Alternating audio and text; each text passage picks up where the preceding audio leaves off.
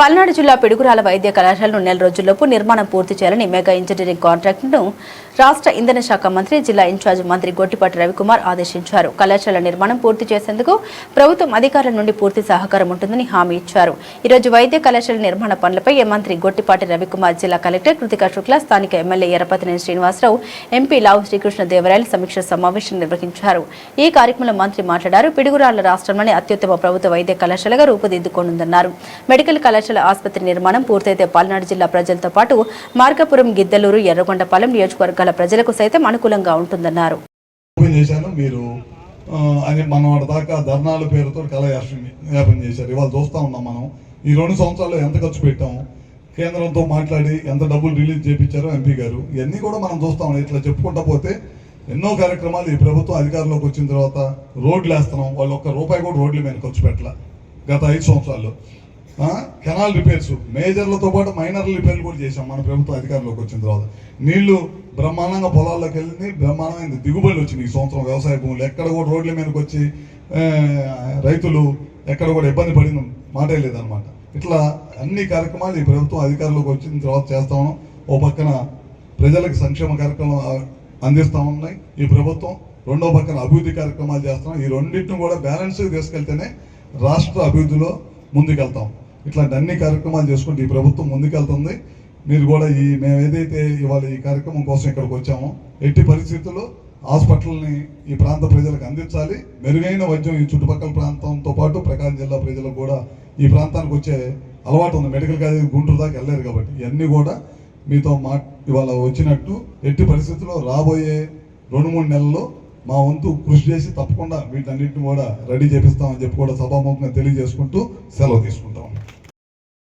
రెడ్డి గారు ఇందాక మాట్లాడుతూ అన్ని కూడా ఆయన అమరావతి వాసి, అమరావతి రాజధాని కట్టాలి అని చెప్పి భూములు ఇచ్చిన వారిలో ఆయన ఒకరు, 30 ఎకరాలలో ఇచ్చిన వారిలో ఆయన కూడా ఒకరు. దానికోసం పోరాటం చేసిన వారిలో కూడా ముఖ్యంగా ముందు నడిపించిన వారిలో ఆయన కూడా ఒకరు. ఆయన ఇందాక మాట్లాడుతూ ఒకటి చెప్పారు, మీరు అందరూ గమనించారు. ఏమని చెప్పారు?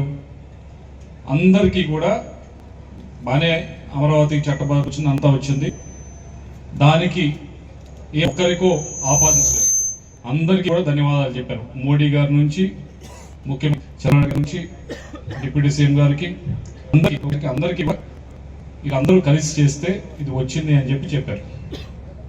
ఎందుకంటే అది చెప్తూనే ఆయన మర్చిపోయింది రైతుల గురించి కూడా.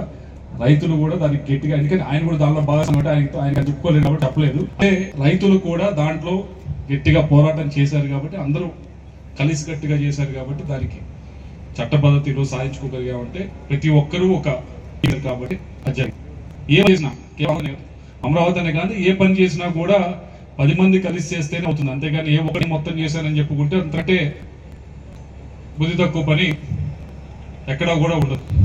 ఏ పని చేసినా కూడా, ఎవరు చేసినా కూడా అని చెప్తారు. నేను మొన్న అమరావతి చట్టపద్ధతి వచ్చిన తర్వాత నేను అనుకున్నాను, ఏమని అనుకున్నానంటే భయపడ్డాను కూడా.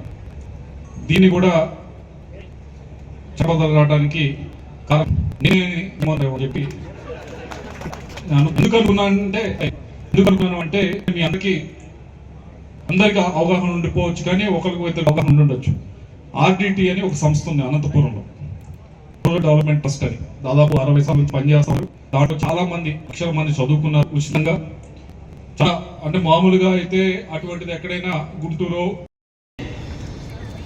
1924 మధ్య ఆ రోజు ఎంపీగా ఉన్న శ్రీకృష్ణదేవరాయ గారి సహకారంతో ఈ పనులు మొదలై దాదాపు 28% ఎన్నికల నాటికి పూర్తయితే మనం 24 అధికారంలోకి వచ్చిన తర్వాత దాదాపు 80% పనులు పూర్తి చేశాం.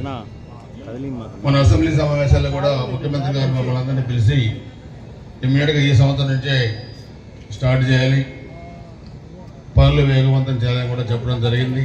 So last month health secretary గారు, కలెక్టర్ గారు వచ్చారు. మళ్ళీ మొన్న 30వ తారీఖు మేము కలెక్టర్ గారు వచ్చాం. ఈరోజు మన ఇన్ఛార్జ్ మినిస్టర్ గారు, ఎంపీ గారు, మేడం గారు, ఈ కాంట్రాక్టర్స్ కూడా రావడం జరిగింది. పనుల పురోగతి మనం సమీక్షించుకొని ప్రజలకు అందుబాటులో తెచ్చేదానికి మనం ఇవన్నీ కూడా రివ్యూస్ కూడా పెట్టుకుంటున్నాం. దానిలో భాగంగానే ఈరోజు మనం ఇక్కడ ఈ సమావేశం కూడా పెట్టుకొని మెగా ఇంజనీరింగ్ కాంట్రాక్టర్స్ని కూడా రమ్మని చెప్పాం.